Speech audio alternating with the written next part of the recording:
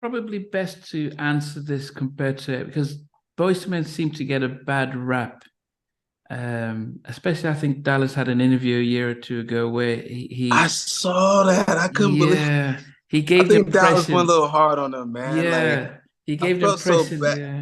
yeah. I felt so bad because I won't even go into that, but like, No, yeah, and I but can see he, from yeah, Dallas' perspective, but there's definitely another perspective to what Dallas was saying and like the other side of it.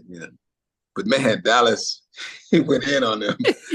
I was like, wow. And unfortunately, they gave it. So because I've seen Dallas talk recently, and he spoke about that, but I also saw um Sean and Nate Chili.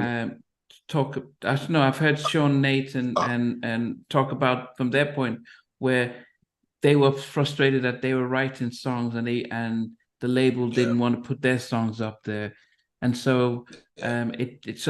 they're like, look, we're writers. We like you mentioned, Sean wrote "Count 50 Candles," and many producers wanted to put their stuff on the album, and the label was saying, "Yep, they're the big producers. We put their stuff," and so they were trying to get their stuff in.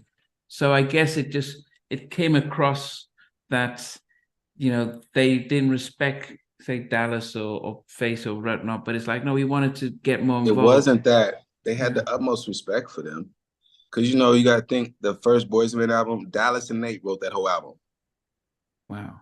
The first Boys Men album, Dallas and Nate essentially wrote collectively between them two. They wrote the whole album, the whole first album. So, and it was hugely successful. So Yeah, yeah. Nate is kind of like, okay, man, I know what I'm doing. Oh, I know what I'm doing. Look at our last album. Trust me on this one. But I think Nate, because Nate is also like the guy that says things, even if it comes out abrasive, he's going to just get off his chest.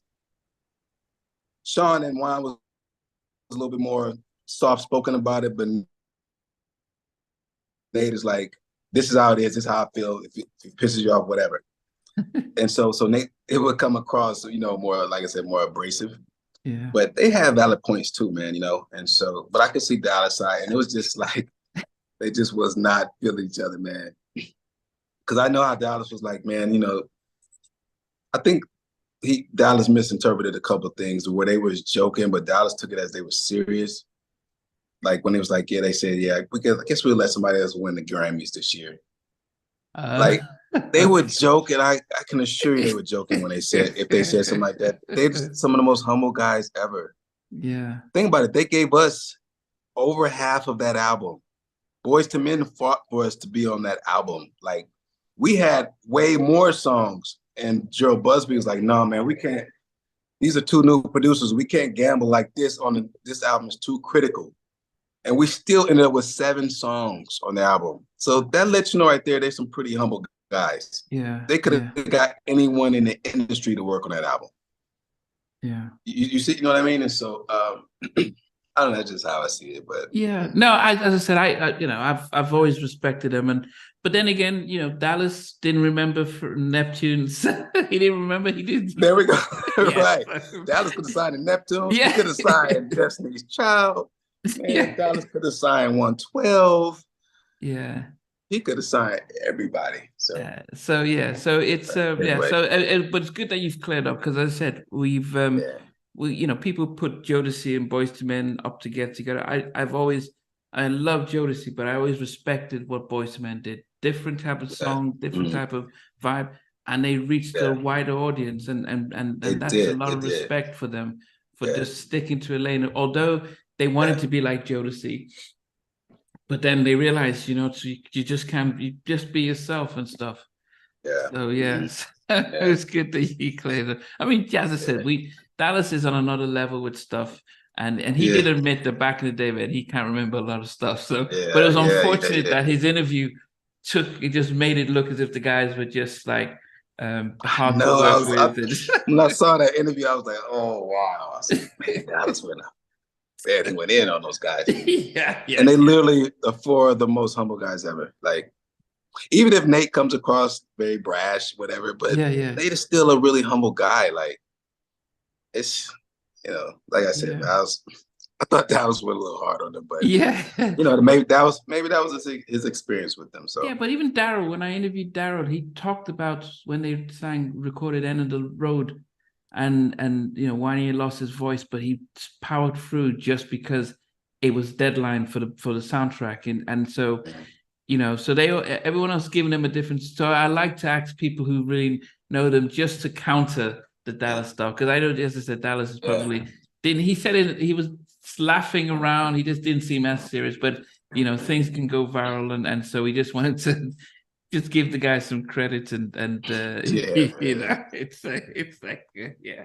It was crazy, man. Like, and at the time, by the time they worked with Dallas, they really wanted the album to be done. Because they mutually didn't like how Dallas didn't want to be on them. Like, they didn't want to work. They didn't want to be in Atlanta either. At that point, they felt like they had what they needed on the album to wrap up the album. And they knew that Dallas didn't want to work with them anyway. Because go back to the beginning of this interview, I said the first thing Dallas told us, I got Boyz II Men new album. I got this. I don't want to do none of it. Because his friend had gotten killed. So he wasn't even in a creative mood. But so he immediately, before you knew it, we was in the studio with them, and like we just gelled, man. And those guys just, man, they gave us the opportunity of a lifetime, man. So grateful for it. So yeah. Wow. That was another time. It's like Dallas changed our life, but then Boyz II Men changed our life again. Yeah, but that 2 album was as I said, it came out with "I Make Love to You." Then my favorite song from them is Ben and Lee's. Yeah, man. Water Runs Dry, Divide. It's biggest seller. I think it's still the biggest selling R&B album for male group in history. Wow. And so, yeah, man. yeah. Grateful to be a part of it. Yeah. Hey guys, thanks for watching. Thanks for being a part of Halftime Chat. Please remember to subscribe, share, and comment. But most importantly, why don't you become a member of Halftime Chat? We've got amazing videos, amazing perks, and being able to support the channel. But anyway, thanks for watching. Take care. I never participated in that category. And somewhere in between us, or even loving us, on which I didn't miss you with.